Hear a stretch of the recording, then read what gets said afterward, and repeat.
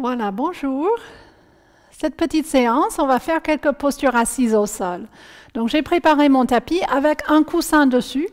Vous pouvez utiliser, si vous n'avez pas un coussin de yoga, de méditation, vous pouvez éventuellement plier une couverture, rouler quelques serviettes, trouver quelque chose chez vous qui va vous aider à avoir les fesses un petit peu levées. Voilà, et on va aller tout de suite s'asseoir sur notre coussin et on va ouvrir les jambes. Donc, première posture assise, on va écarter les jambes. Upavista Konasana. Upavista, ça veut dire large, ouvert, un angle. Kona, asana, assise, un siège au grand angle, on pourrait dire. Hein. Si on devait traduire textuellement Upavista Konasana, un siège, asana, grand angle, Upavista Kona. Voilà, donc quand vous ouvrez vos jambes et quand vous asseyez sur un support, vous marchez les fesses vers l'avant de votre support. Vous êtes presque en train de tomber. Hein, si vous regardez entre vos jambes, vous ne le voyez plus. Moi, je ne le vois plus d'ailleurs. Ça ne se voit plus sur l'écran. Le support sur lequel vous êtes assis, c'est vraiment pour juste choper un peu la chair des fesses et les ischions. Les ischions sont sur le support. Et vous avez les jambes ouvertes et vous voyez que je garde mes pieds flex. Garde mes pieds flex pour garder une petite énergie jusqu'au bout des orteils. Et je vais juste commencer ici à lisser. Lisser depuis la hanche vers le genou, dans la direction, depuis le centre vers l'extérieur. C'est comme si on voulait prendre toutes les tensions et les énergies accumulées là, et on aimerait les renvoyer hein, pour pouvoir les libérer, les disperser ailleurs. Donc vous lissez plusieurs fois, vous faites vraiment descendre sur l'intérieur des cuisses, les adducteurs, et surtout là où ça rejoint le pubis, c'est très très contracturé en général chez tout le monde, moi y compris. Donc c'est important d'y venir souvent hein, pour pas que ça durcisse trop à cette zone-là. Hein. Voilà, vous lissez, vous faites lisser aussi l'extérieur, hein, depuis la fesse vers l'extérieur du genou. Il y a une bande très importante pour la stabilité de notre posture debout qui est là. Hein, donc le fait d'être assis, justement, ça soulage un peu le corps du port du poids quand on est debout. Donc ces petits mouvements de contact, de massage, ce soulagement. Voilà. Si c'est possible pour vous, vous pouvez commencer à lisser depuis les genoux dans la direction des chevilles. Si vous sentez que pour vous, ce n'est pas très accessible, la meilleure solution, c'est de plier un petit peu vos genoux et de rapprocher du coup hein, les tibias et les chevilles et de lisser. Donc soit avec les genoux pliés, soit avec les jambes toujours allongées. Vous lissez donc depuis les genoux vers les chevilles et pareil, vous pouvez vraiment venir sur l'intérieur et sur l'extérieur. Voilà. Et puis on va amener les doigts au milieu et je me suis redressée. Donc au lieu de rester penchée en avant, je me suis redressée et j'ai amené les doigts au sol, au centre. Si le sol vous semble loin et si vous êtes obligé de pencher ou d'arrondir le dos pour atteindre le sol, vous pouvez prendre quelques livres, un brick de yoga, quelque chose pour faire remonter un peu le sol. Mais l'idée, c'est de trouver un contact avec les bras longs. Vous êtes sur le bout des doigts. Vérifiez que les pieds sont toujours à la verticale. Ça veut dire que les orteils se pointent vers le plafond. Voilà. Contractez vos cuisses ici et pressez l'arrière des genoux et l'arrière des cuisses vers le sol sans décoller le talon. Donc, il y a des personnes qui ont une hypermobilité des genoux, justement, qui ferait en sorte que les talons pourraient se décoller. Ici, je vous encourage à ne pas laisser les talons se décoller, mais appuyer les talons sur le sol tout en contractant les cuisses. Donc, il n'y a pas beaucoup de mouvement dehors, à l'extérieur du corps, mais dedans, waouh, ça travaille. Donc, sentez ce travail et respirez.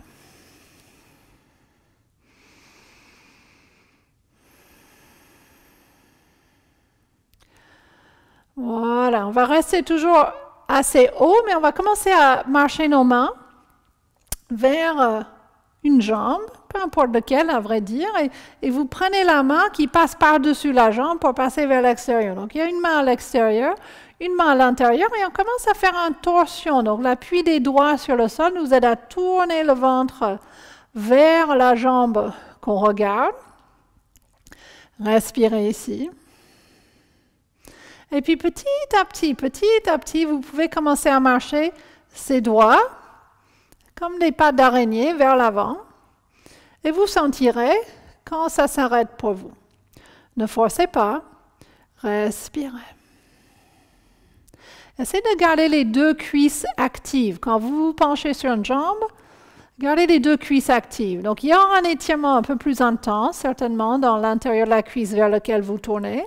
Mais ne perdez pas cette jambe arrière. Ne la négligez pas. Elle fait aussi partie de la posture. Respirez. La gorge est détendue, la nuque est détendue.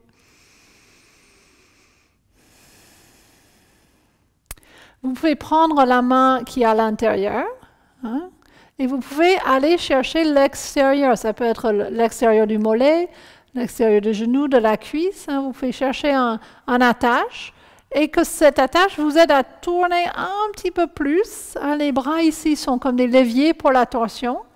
On aimerait que le nombril, que tout le ventre vienne, et même si vous voulez lisser avec la main pour donner un peu la direction, on aimerait que tout le ventre, les côtes basses, tournent et viennent vers cette jambe. Si vous sentez que ça peut lâcher encore, vous lâchez encore. Je préfère autant que vous travaillez les yeux ouverts. Et le drishti, ici, c'est le pied. Le regard sur le pied aide à garder l'énergie vers l'avant. Le sternum va comme si le sternum pouvait aller au-delà du genou. Respirez. Mâchoire détendue. La peau du front détendue, elle ne va pas vous aider à aller plus loin. Contractez les cuisses, pressez l'arrière des cuisses vers le sol. Et puis doucement, doucement, vous reviendrez. Revenez au centre. Attendez quelques instants. Et puis, on va aller vers l'autre côté. Donc, une main passe dehors, l'autre se rapproche et on tourne. Et l'avantage de rester assez haut, c'est que la colonne, elle a plus de mobilité de trouver son spirale, hein, parce que la torsion vient des vertèbres lombaires.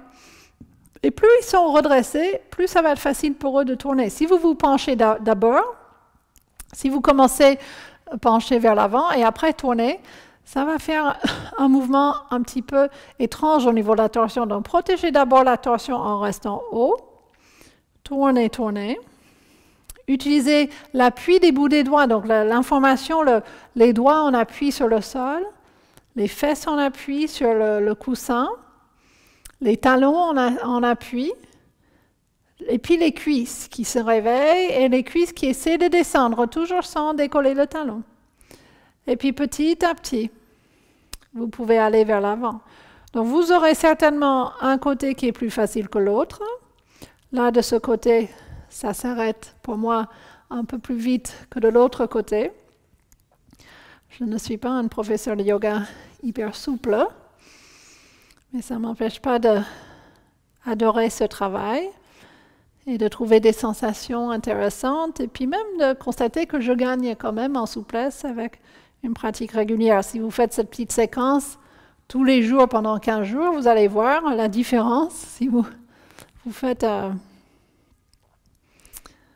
voilà, vous allez sentir, faites une petite exploration personnelle. Voilà, après plusieurs respirations ici, le corps commence à comprendre, à avoir confiance que vous n'allez pas le brutaliser dans le travail. Très important. Donc la main qui est à l'intérieur peut venir à l'extérieur et puis tourner un petit peu plus. Quand vous êtes dans un mouvement de torsion, le ventre qu'on demande à tourner a intérêt à être détendu. Si vous contractez le ventre, on pourrait penser que si je contracte mon ventre, je pourrais le tirer sur le côté. Mais dès que vous contractez le ventre, vous limitez, ça serre, ça se contracte autour des lombaires. Et donc du coup, il n'y a plus tellement de mouvements possibles dans la torsion. Donc, relâchez au niveau du ventre et respirez. Et c'est juste le temps que vous passez dans la posture. Le regard sur les orteils, le pied flex toujours, sans perdre, hein, je ne le regarde pas, mais j'essaie de continuer à intégrer cette jambe arrière. Les deux talons appuient sur le sol, les fesses appuient sur le sol, il y a comme un rebond d'énergie. On sent, vraiment, plus on s'approche de la terre, plus on peut se rendre compte de, quand on pousse vers le sol, il y a toujours un retour, une énergie qui remonte.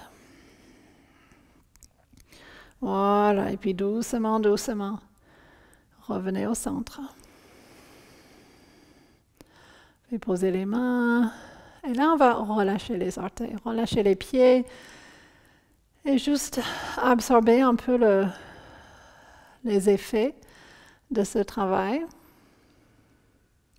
Et puis avec vos mains, vous pouvez aller chercher par derrière, sous les genoux. Vous pliez les genoux pour ramener les pieds plante contre plante. S'il faut rétablir, j'avais tellement glissé vers l'avant que je ne suis plus tellement sur mon coussin. Je vais revenir sur mon coussin. Et dans un premier temps, on va rapprocher les pieds du pubis. Donc vous avez les pieds plante contre plante.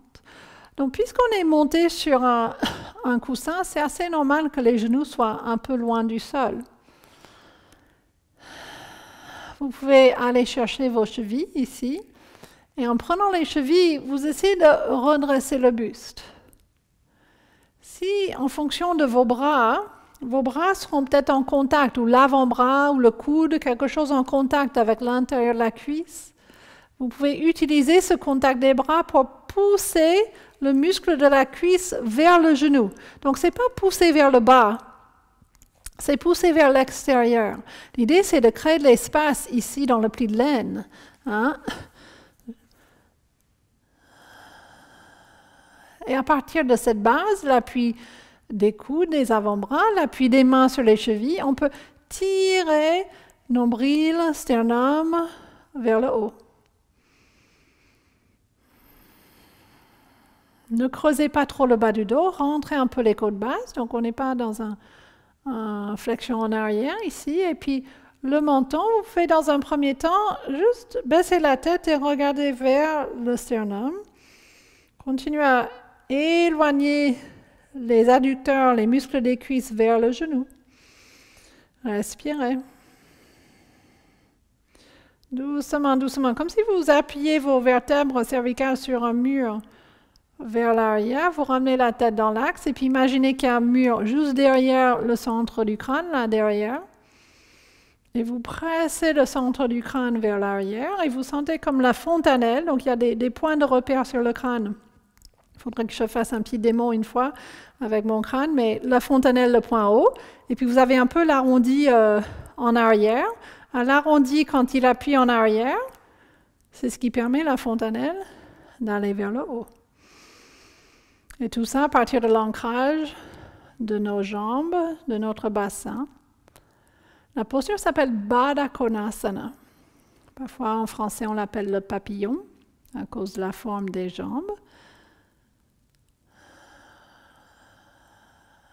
La posture de l'angle, kona, angle des jambes, qui est bound. Baddha Konasana, Baddha c'est quelque chose qui est relié, comme avec l'idée d'une corde ou quelque chose qui serre. Hein, et donc là c'est le contact des mains qui fait le lien avec les chevilles, qui fait que cet angle, elle est pris en quelque sorte dans une tension. Une tension bénéfique. Hein. On a une telle perception négative de la tension, mais elle peut être bénéfique. Voilà. Et puis petit à petit, vous allez pencher en avant. Donc essayez de garder le dos droit. Imaginez qu'on a collé un manche de balai sur le dos et que vous devez garder cette manche de balai parfaitement en place. Donc sans laisser le dos s'arrondir. Éloignez la face avant, donc au lieu de laisser, si vous arrondissez le dos en général, la face avant des épaules vient plus proche du sol, et le sternum, le centre de la poitrine, s'éloigne en arrière. Alors c'est tout l'inverse qu'on veut ici, c'est le sternum qui avance, Et la face avant de vos épaules va en arrière. Et la nuque est longue. Et juste vous vous penchez, vous voyez, voilà, c'est une question des plis de laine, jusqu'où vous pouvez aller en avant. Respirez. Pressez les pieds l'un sur l'autre. Ça amène à une intensité supérieure. Voilà. Et puis pour la dernière phase de la posture, on va relâcher les chevilles et retourner les paumes des mains vers le plafond. Donc c'est une version humble que j'aime beaucoup faire. Et on va laisser les mains partir vers l'avant. Et là, on laisse le dos s'arrondir. Vous laissez la tête descendre. J'aime bien garder mes yeux ouverts. Contempler les orteils, fixer un point. Et le corps s'arrête là où il s'arrête. Et je respire. Là, je relâche les épaules, la tête, la nuque.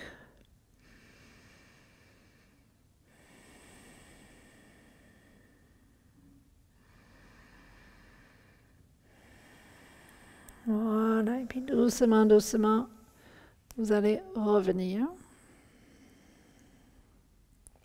Vous allez garder la jambe gauche pliée et vous allez allonger la jambe droite vers l'avant. Donc non pas ouvert sur le côté, mais vers l'avant. S'il faut resituer les deux ischions sur votre support, remontez. Si vous avez ce genou ici qui est vraiment très décollé, je vous encourage à mettre aussi un coussin, quelques livres, voilà, caler un brick de yoga, ça peut aussi servir, j'en ai pas une sous la main, donc je ne vais pas aller chercher. Mais pour les personnes où le genou se décolle beaucoup, c'est une très bonne idée de soutenir. Voilà. Là, on va utiliser les doigts comme des tuteurs. Donc, à l'extérieur, assez proche des hanches, cherchez le sol pour éloigner le sternum du sol. Redressez-vous, le buste est droit, le pied est flex. Vous voyez le plan de mon pied comme si je vous repoussais. Je repoussais l'écran avec mon pied, mais vous faites la même chose. Écartez vos orteils, respirez. Et puis on va inspirer, lever les bras. Expirez, l'arrière des mains. Vous allez vers l'avant. On va faire une pause ici avec les mains, comme s'il y avait quelqu'un debout devant nous et on leur tendait quelque chose. Donc vous offrez quelque chose de vous avec les bras levés. Et puis dans un deuxième temps, vous continuez votre descente. L'arrière des mains arrive là où elles arrivent. Relâchez la tête. Respirez. Des grands inspires, des grands expires. Les postures assises, en général, sont considérées comme reposantes. On est posé, un peu plus posé que quand on est debout, ce qui n'empêche pas qu'il y ait de l'intensité. Donc, c'est de travailler avec cette intensité, mais d'une manière un peu plus posée. Commencez peut-être à sentir à chaque expiration comment le corps continue à lâcher. On n'arrive jamais dans la posture du premier coup. Donc soyez patient, laissez la posture se développer. La jambe qui est allongée sur laquelle vous êtes plié est un peu active. Vous pouvez contracter cette cuisse, presser le talon dans le sol.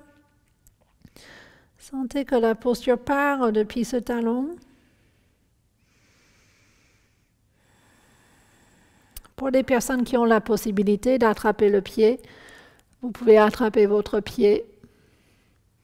Dans un premier temps, levez la tête, levez le buste, inspirez. Expirez, pliez vos coudes pour relâcher la tête vers le tibia.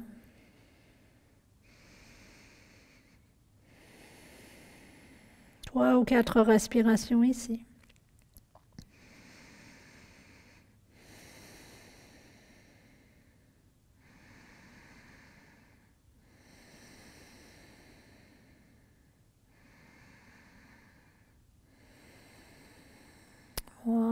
puis doucement, doucement, vous allez revenir. Prenez votre temps pour sortir de la posture, on n'est pas pressé. Vous avez en principe la jambe gauche pliée, on va inspirer, lever le bras gauche. Expirez, amenez cette main gauche derrière vous jusqu'au sol. Et quand vous inspirez, on va prendre appui sur la main, sur le pied devant vous et sur le genou pour décoller le bassin. Voilà. Trouvez un petit peu de légèreté sous la hanche. Respirez. Voilà. Et puis on va revenir par terre. Et nous allons faire l'autre côté. Donc, placez les fesses. Allongez la jambe gauche, pliez la jambe droite.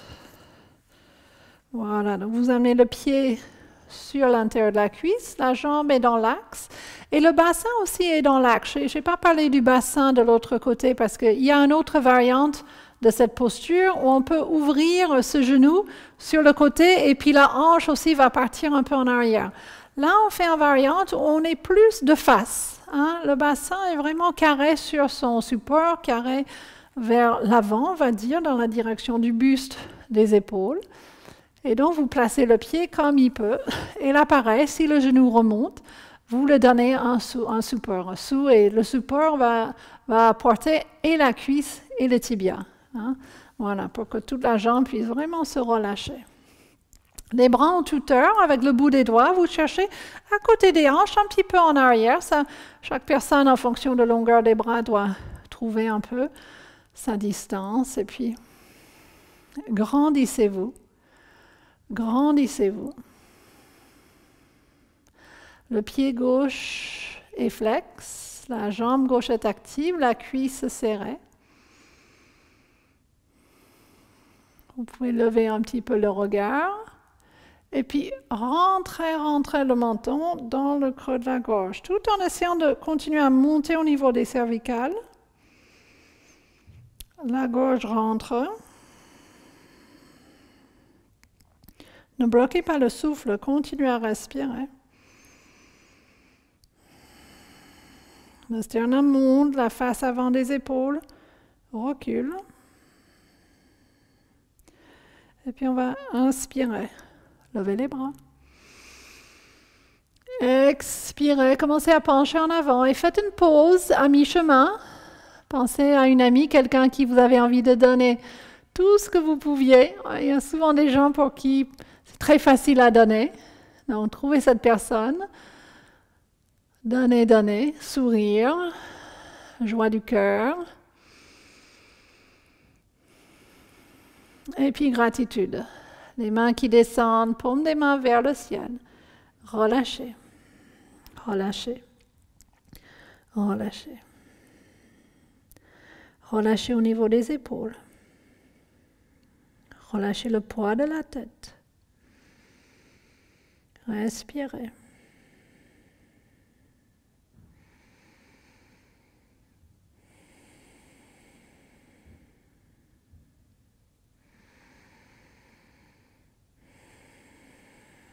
Vous pouvez aller chercher votre cheville, votre pied. Remontez sur un inspire. Expirez, pliez les coudes. Vous allez vers l'avant. Relâchez la tête. Sans forcer.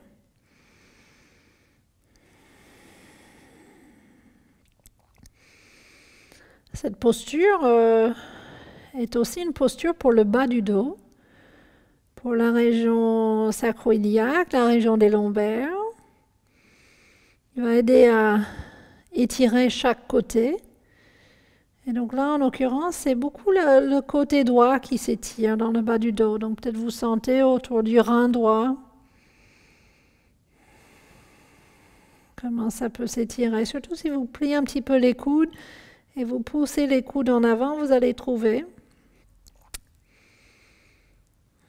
Puisque ça agit sur le bas du dos, pour les personnes qui ont le bas du dos fragile, j'ai oublié de le dire de l'autre côté, mais vous pouvez mettre un petit pli dans le genou gauche. Repliez un petit peu le genou gauche pour soulager, protéger le bas du dos. Mais restez un petit temps pour que la posture ait le temps de se déployer. comme une tasse de thé. Quand vous mettez le sachet de thé dans l'eau chaude, elle n'est pas prête tout de suite. Il faut laisser infuser. Voilà, les postures, c'est un peu la même chose. Et puis doucement, doucement, revenez lentement, prenez votre temps pour dérouler, pour retrouver la verticale. On a la jambe droite pliée, inspirez, levez le bras droit. Expirez la main droite derrière, penchez-vous un peu sur cette main. Inspirez, soulevez le bassin, pressez avec le genou, le pied, la main. Peut-être vous passez l'autre bras au-dessus de la tête, un grand étirement.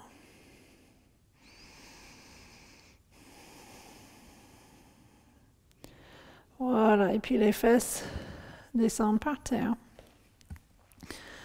Une dernière posture avec les jambes ensemble, les jambes allongées vers l'avant. Paschimottanasana, donc toujours sur votre petit support, les fesses marchent vers l'avant, les bras en tuteur, les pieds flex.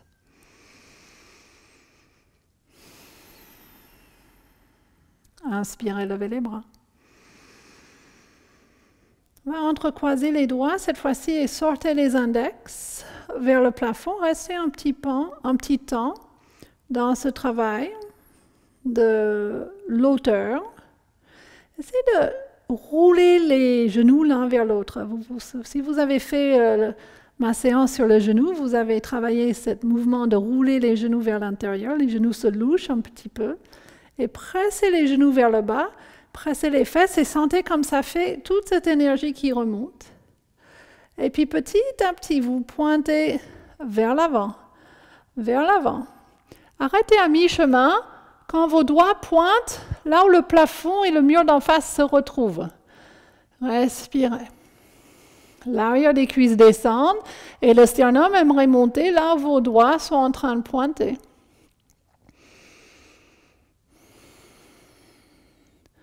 Voilà, puis pensez à un feu d'artifice, les mains se séparent et ça descend, ça descend, ça descend. L'arrière des mains sur le sol, paume des mains vers le plafond.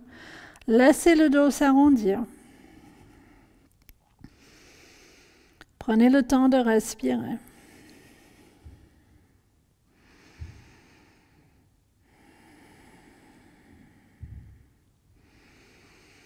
Dans ce type de posture, l'instinct fait souvent ce qu'on ait envie de fermer les yeux. Et on peut évidemment travailler les yeux fermés.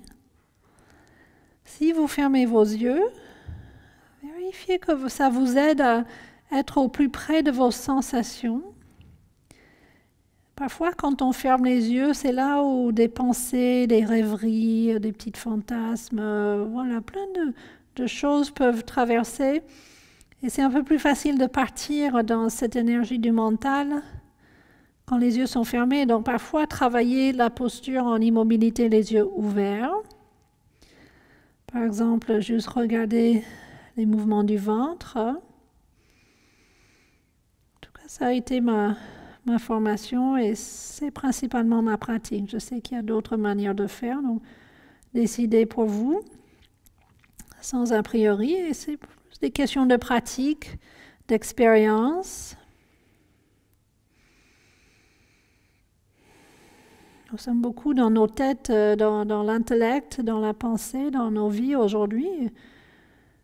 Et donc, parfois, les yeux ouverts et juste reposer, ça peut être une autre manière de rester avec le corps et ne pas repartir dans le mental. Au bout d'un moment, si vous le sentez, si c'est accessible pour vous, les chevilles, l'extérieur des pieds, les orteils, on peut inspirer, lever la tête.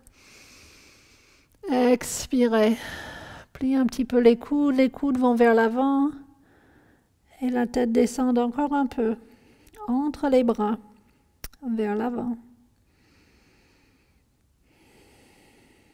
Respirez. Laissez venir. Accompagnez.